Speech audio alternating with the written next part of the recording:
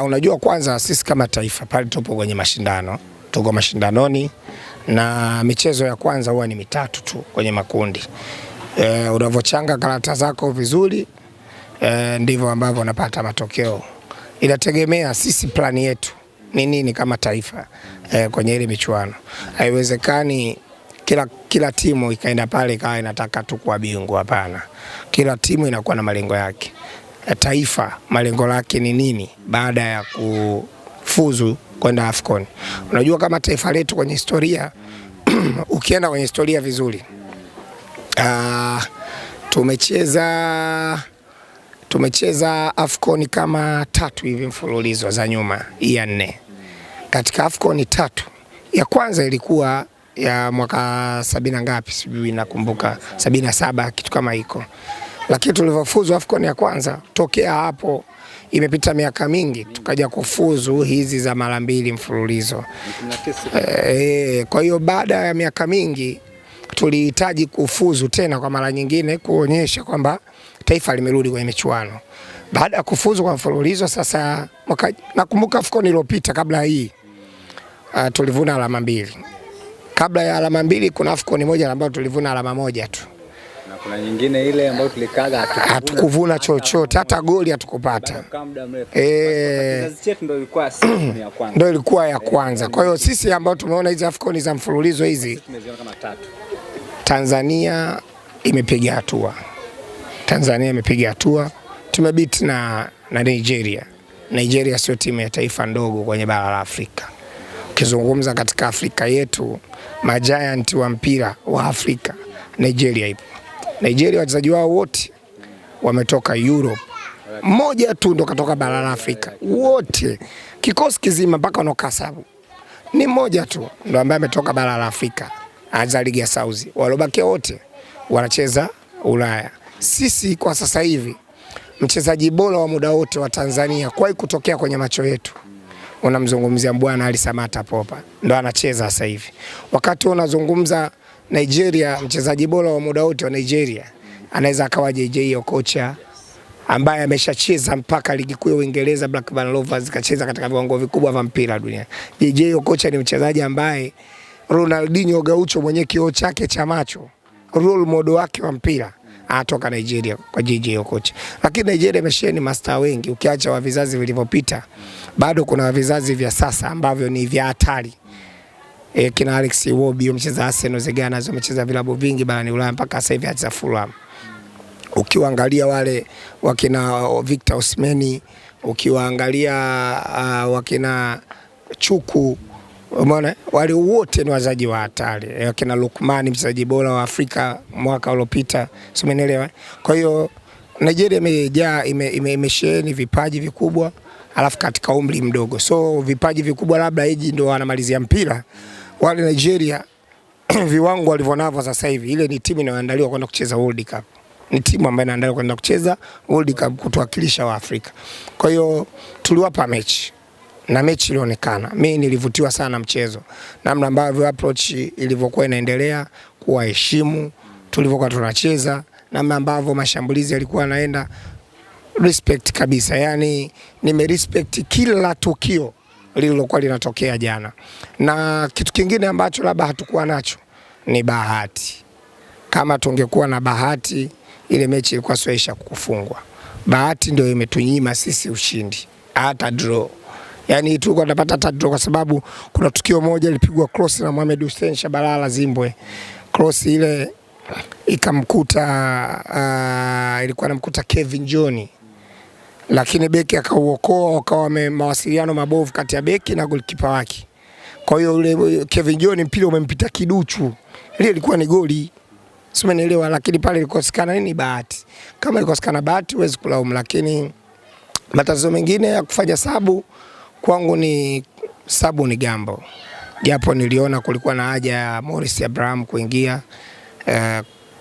Yule dogo kwanza katikati ambaye ametoka na kina Morris Abraham pamoja, yule katika ile under 20 yule acheza vizuri sana katikati pale.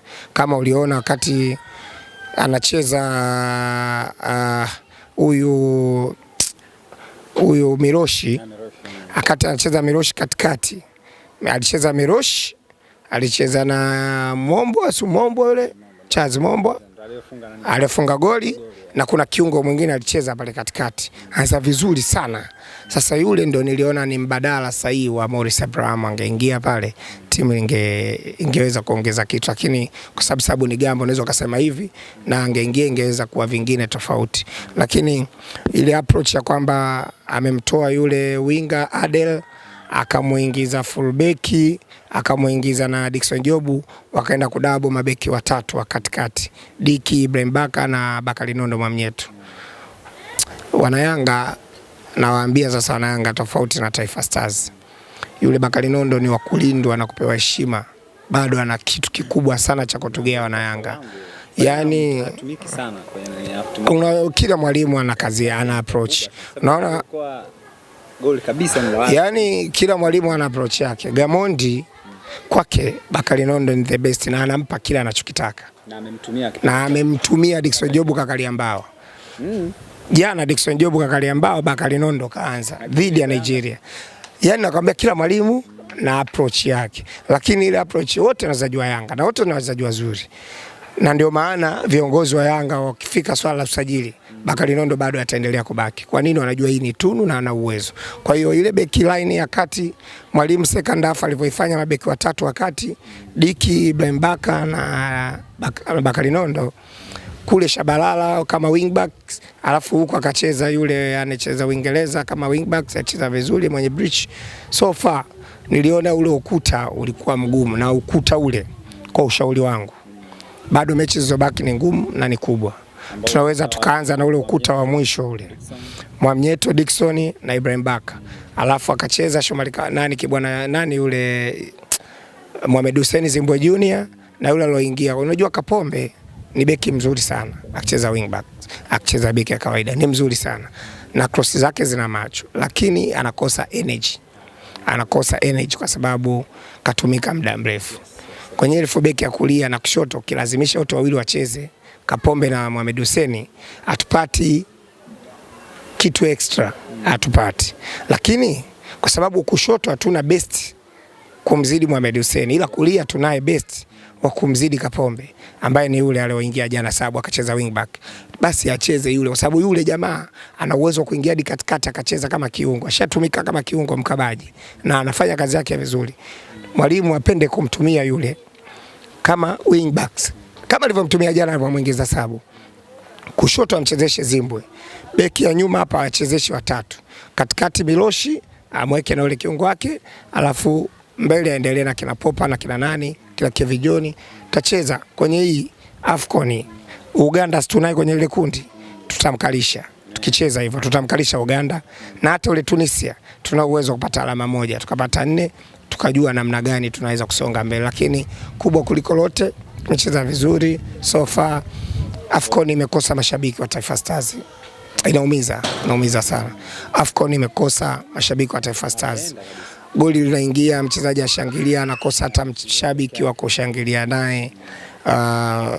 Ukiangalia mataifa mengine madogo yana mashabiki pale, goli linaingia Uganda, mashabiki wapo na walipata support kubwa sana. So Taifa Stars ilikosa mashabiki ambao ingewezekana jana, yani jana kama pangepatikana hata kikundi kisichopungua hata watu 50, mechi ile ilikuwa sio ya kufungwa. Wallahi nakwambia. Ile moja wanashangilia na unajua ile goli halijadumu kwa muda mrefu, kwa sababu wachezaji wanashangilia wakarudishwa uwanjani, na sababu hamna mtu anashangilia naye, wakarudishwa uwanjani, reaction, tumeruhusu goli lingine. Ile inafanana kabisa ni kwamba tungekuwa na mashabiki pale jukwani, nakwambia ule muda ambao wao Nigeria wamekuja kurudisha goli ulikuwa ni muda ambao bado wachezaji wako kule washangilia na mashabiki wao, mpaka warudi huku tempa ya kawaida, lile goli lingedumu na ingewezekana kupatikana sare au tungeweza kushinda mchezo. Kwa hiyo ni hali ya kawaida ambayo wachezaji wamekutana nayo, ila na respect, wamecheza vizuri, tumepata improvement kubwa kweli kweli. Mavala, hii ni Afcon. Taifa Stars waulizeni waliokuwa nyuma kabla yetu kama unaweza kucheza na Nigeria vile Afcon. Unaweza. Afcon kwenye mashindano kucheza na Nigeria vile. Unatuliza mali, unapiga pasi kwenye boksi. Goalkeeper jana wa Taifa Stars Zuberi Foba. Mtamana. Bana, katika magolikipa wamecheza katika kiwango bora kwenye record za mashindano ya timu za taifa. Kwa timu yetu ya taifa Tanzania, Zuberi kaeka record on shoot on target zisizopungua 10 za nguvu, karuhusu bao 2. Kwa magolikipa wetu wengine wa zamani, saizi unasema pale tunaokota goli 4 5. Save za hatari zingine anapaka mafuta, kama anapiga rangi, anapiga nini ile mnasema lipu kwenye ukuta, yani alivyokuwa anazitoa. Alafu angalia zile nyingine save zile za chini, anapigwa mkuki kwenye nguzo, anaenda na save, anakuja inarudi ndani, anarudishwa tena, anapigwa tena double save. What a goalkeeper Zuberi Foba, alikuwa na kiwango kizuri.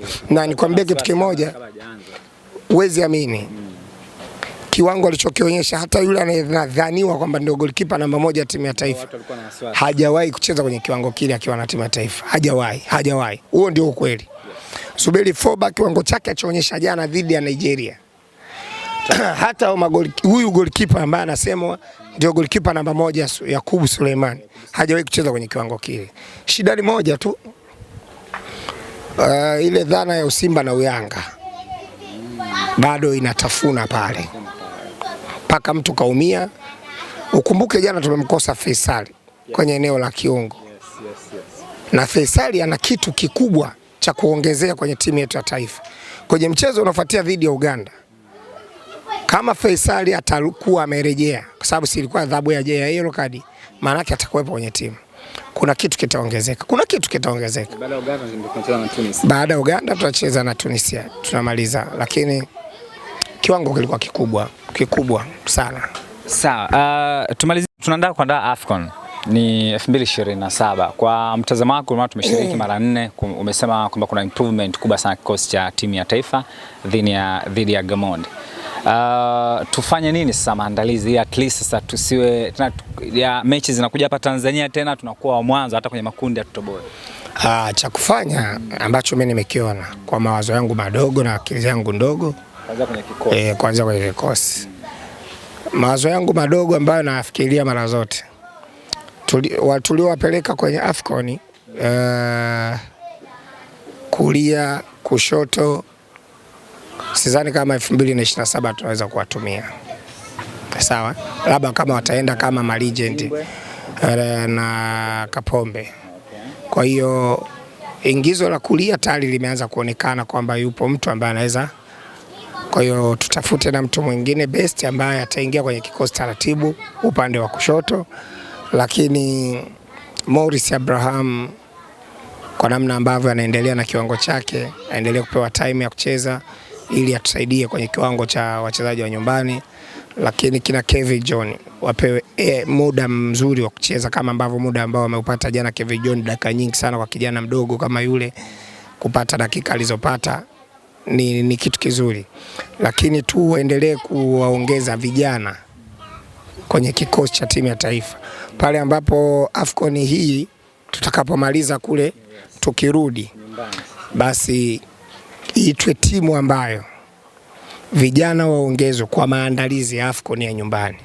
Wale kina Edmond John ni wachezaji ambao wana potential, umri wao unawaruhusu, wana energy, wana talent, wako wengi umri wa Edmond John wanaoweza kucheza katika maeneo hayo.